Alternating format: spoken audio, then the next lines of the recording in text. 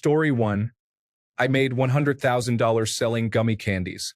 I came up with a play on the old eat a bag of gummy candies insult and created a website to anonymously send people a bag of gummy candies with the message, eat a bag of gummy candies.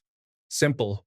After launching the website over a few drinks, I shared it with some friends and posted some pictures on an image sharing site, saying, "Look what I got in the mail," with a link, and boom, within 3 days, there were $100,000 in orders and offers to buy the company. I sold it. I spent about $100 for the domain and a dozen bags of gummies, then went to a distributor for wholesale when things took off. Story 2. My friend dragged me to the casino with him and convinced me to play a slot machine. I walked around for a bit and found a cool-looking Monopoly slot machine, a $1 machine. On the first spin, I hit the bonus wheel, which ended up paying out about $3,000. I cashed out and didn't play anymore. Story 3. I used to freelance in software development. I had a regular client who had a project that I was contributing to occasionally. He's in the United States, and I'm in Ireland. One night, at 3 a.m., I woke up to go to the toilet and saw an email on my phone with urgent in the subject line. I read it and he said, "Man, if you can fix this one last bug, the project is complete. I'll send you whatever is left in the project budget if you can fix this in the next 2 hours." I grabbed my laptop on my bedside table, saw the bug, and fixed a simple variable name, closed my laptop and went to bed. All in all, it took 40 seconds. When I woke up, there was £5,500 in my payment account. £5,500 for less than 1 minute's work is pretty good going. I wish they were all like that. Story 4. $50,000 retention bonus at work when I had no intention of leaving. I started not caring about work, so I would take half days off randomly to do stuff I enjoyed. My boss thought I was interviewing for other companies, so fought to get me the retention bonus. Free money. I'll take it. Story 5. Filled out a form and got a check for $5,000 for unclaimed property. I dug into it. Someone made a banking error when settling the sale of a condominium I used to own. Story 6. Not me, but my son. When he was 10, my elderly neighbor lost her cat. He was gone for days, and she was devastated. My son was at the bus stop a block away. I was with him, but I was chatting with other parents and not paying attention. Suddenly, he takes off running between the yards, and I'm like, what the heck? So I take off after him. He runs down like 100 yards, and there is the missing cat. The cat seemed scared but recognized us and let him pick her up. We walk up the street, the bus is gone, and knock on our neighbor's door, and of course, she breaks down in tears and offers him a reward, which he refuses. She knocks on our door later to thank him and again offers the reward, which he again refuses.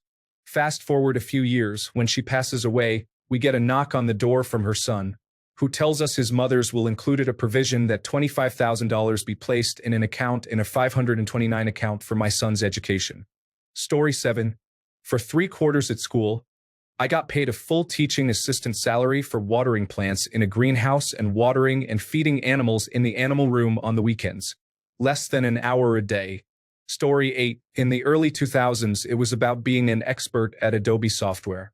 People would pay me to do portions of their project because they never bothered to learn how to use Illustrator and do it themselves. Easy money. I charged hundreds to vectorize raster logos, which took a few clicks and maybe 30 seconds for me to do. Story 9. Box of new Braun electric shaver replacement heads at the thrift store. 77 of them new in individual packages marked $4.99 each. They go for $15 to $20 on eBay and would be easy to sell as a lot, so I grabbed the box. How much if I buy all of them? Well, there's a lot of them in there. How about $40? Sure. They sold for $1,000 within a week, about $12 each.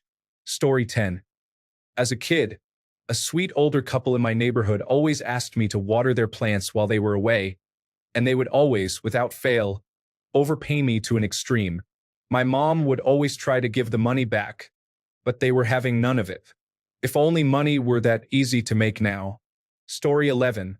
Worked for the Transportation Security Administration for a while. including during peak COVID-19. Going from thousands of people a day to maybe 40. By far the easiest money I ever made. Loads were so low we set teams up and were doing 1 week on and 1 week off for a while, all paid. People complained about being bored. It was better than being cooped up in the house, and the commute was heavenly. Story 12.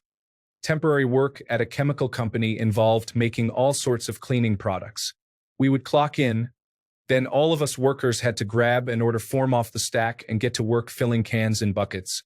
101-gallon buckets of eye-stinging solvent, 255-gallon buckets of lung scorcher fluid, or whatever was needed. I soon discovered the golden ticket, their bubble bath gel. It shipped in 55-gallon drums, was thick, warm, and smelled like candy. Best of all, it was slow to fill. I would set up the empty barrels on pallets, insert the nozzle, and wait about 30 minutes or so per barrel. We were not allowed to leave a nozzle while a container was being filled.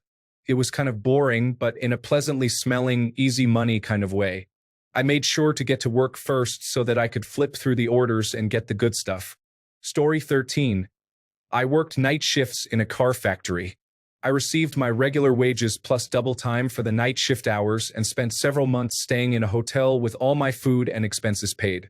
The actual work involved checking a couple of brackets, and the speed of the line meant it took about 3 minutes once every 2 hours. There were 2 of us, so it amounted to about 6 minutes of work each per shift, with the rest of the night spent sitting around with a book or a handheld gaming device. Story 14. This one is very username checks out, but the question warrants it. I used to strip and perform on a camera site. I am a man. I was in my early 20s and I did it for a couple of weeks. In those few weeks, I made more money than I do now 10 years later in a month. Story 15. A third-time ever golfer and total stranger bet me $50 he could beat me in a straight-up match. I am a 6 handicap, which is decent. I play that course nearly every day. He knew this beforehand. I beat him in 10 holes, the fewest possible, a total sweep. He kept trying to make more small bets on the remaining 8 holes to save his pride. I politely refused. Never saw him again. What a guy. Pretty sure he was on vacation and on a variety of intoxicants. Story 16. This will sound counterintuitive, but my time in the army was like that. Housing, food, medical attention, paid time off, work clothes all provided for. My paycheck was just for me, and it was enough to rent an apartment off base and buy my own food and clothing. I was stationed in Germany and traveled around Europe, many times on base-supported trips. All bases had cafes and clubs with music and dancing. I was a private first class from 1976 to 1978, and it was great, one of the best experiences of my life. Story 17. I started a blog about 15 years ago about a topic that was interesting to me. It did not get much traffic for about 4 to 5 years. Then it took off. I estimate it has made a total of about $2 million in pre-tax profit since around 2015. My best year was $470,000. But here is the thing, a lot of the time it was mostly passive income. Do not get me wrong, I worked on it a lot, but I would also go 3 to 6 months without touching it and it would still bring in $20,000 per month. Unfortunately, traffic tanked about a year ago, so the gravy train is probably over. Story 18. Stripping. I had a lot of older regulars that would literally pay me just to eat dinner with them. Cool dudes. Not weird. You can choose your clients. Lots of physically disabled and foreign guys. Some girls did all that extra rubbing that I never did. Got to meet some very cool people. They just wanted someone to listen. $1,000 a night for 3 hours of sitting with an older man while we ate burgers. Yellow Rose in Austin still has great burgers. He paid my fees for working and bought me a Honda Civic Del Sol. Being multilingual helps. Miss you, old man Rick. Rest in peace. You were always a gentleman. Story 19. Bought a vintage Thorns turntable for $45 at an estate sale. It was sitting right by the register. They forgot to put it out. I sold it on eBay for over $900. Story 20. I bought an extra Christmas tree one year at a cut-your-own-tree pumpkin patch place. Took us an hour to get in at the start of the day. There was a huge line on the way out. I sold it to a dad in line for around $20 to $30 extra. He was elated. There was no line for the activities, so the family still had fun, but the tree line was very long. Story 21. I bought a lesser-known cryptocurrency back in 2019. It started when I was 21 and moved out of my mom's house. It was abusive, and she had no space for me. I moved out of state to Washington. I stayed in some old lady's apartment and pretended to be her son. It was in Section 8 housing, and she definitely did hard drugs on the low. It was a shocker, and I told myself I had to educate myself on how to build my money up. I needed to make a life for myself as soon as possible. I got a couple of different jobs as a dishwasher, but it wasn't until I stuck with the second one for months that I liked where the magic happened. I was so fixated on getting rich from one crypto coin that I put around $2,000 into it over the course of a year. My goal was 1,000 coins accumulated, so every dollar price change was a free $1,000 in my mind. Every cash tip, I immediately deposited into Bank of America and tried to only eat the free lunch break meal as my only meal for the day, dousing it in ketchup for calories. Well, COVID-19 happened. I was laid off from my job, told to go on unemployment, and then literally every cryptocurrency, regardless of how good it was, ballooned in price. I was now with a portfolio that was $10,000 one day, the next month was $30,000, and at one point $60,000. I was shocked. I must have gotten out at the right time because I had spent over $35,000 of it over the course of a year on Chipotle being DoorDash daily. I had unlimited time to go to the gym every day and bike. I was the healthiest I ever was, in the best shape, paid my share of rent, and I didn't work the entire time. I bought whatever luxury shoes, clothes, or prescription Gucci eyeglasses I wanted. I got Burberry sunglasses too in my prescription. But that taught me that money goes infinitely faster than it is earned. What I mean is no matter how much money you make, your brain can find a way to make $1 million only last months. I should have continued to work, gotten a car with that money, and just tried to preserve the gains. If you ever get rich quick off an investment, next time just funnel all the profit into the Standard & Poor's 500. It is the safest investment that a brainless person could make. Don't double down, don't use that money to invest in more risk. I have none of that money anymore, and that coin is worth about as much as it did when I got into it. Sad. Story 22. Got 120 of my currency, about $25, as a private English as a second language tutor for a rich kid who literally slept through my lesson, and a rich, inconsiderate clubhouse owner who checked his Instagram and watched stories like I wasn't there. It was frustrating until I saw the money. I taught for about 2 hours each. 120 before COVID-19 was a cool sum of money that you could spend in an entire week. I don't remember how I spent it, but it was nice. Now 120 is a couple of days worth of groceries. Story 23. My parents lived on a 17-acre tract in North Raleigh. It was on the county tax rolls valued at $500,000. They had paid just $250,000 for it 10 years earlier, and my dad was convinced it was overvalued. He had appealed the value but lost. He called me one day to say that he was going to sell, as someone had offered him the same price as the tax value. I asked what the property had appraised for, and he said he didn't have it appraised, as anyone knew it was not worth the offer price. I offered to pay for an appraisal just to satisfy my curiosity. If the appraisal was higher, we could split the difference 50-50. We got the appraisal, and it was double the offer. My dad said there's no way it would sell for that. I said to humor me, it costs nothing to find out, we just put a for sale sign in the front yard. I said let the process run its course. It sold for more than the appraisal, and I made $250,000. Story 24. Used to do electronics design consulting on the side. Got a call from a company I had done business with. Can you make a device which makes a precise 2800 Hz tone and which fits inside a walkie-talkie? I said, I don't know. Can you send me the walkie-talkie and the technical manual?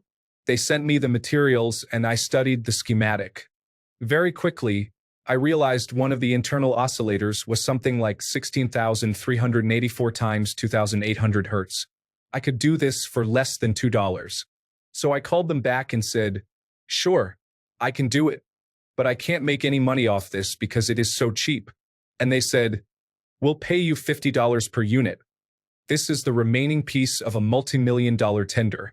I sold hundreds of these things. I even outsourced the manufacturing. I paid for my first house with them. Story 25. I have two. One year, I went in for my annual review to learn what the raise percentage would be for the next year. I am a seasoned employee and love my job, but I've done the same job for years. The raise is usually tiny, like 2% or so. I walked out with my first and only many zeros bonus. They forgot to tell me the previous year I qualified for them when earned. I literally had no idea. A super rich friend loved her cats too much for regular cat sitters, so she paid me hundreds to pop in twice a day to feed and clean up after the darlings. We got along great, and I love cats, so it was easy. Story 26.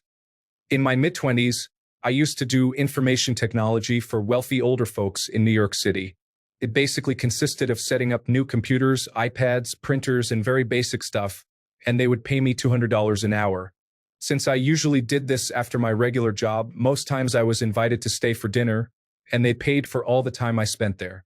Word got around, and I was the on-call information technology guy for a group of about 15 families, but it really started cutting into my free time as I had my regular job on top of that.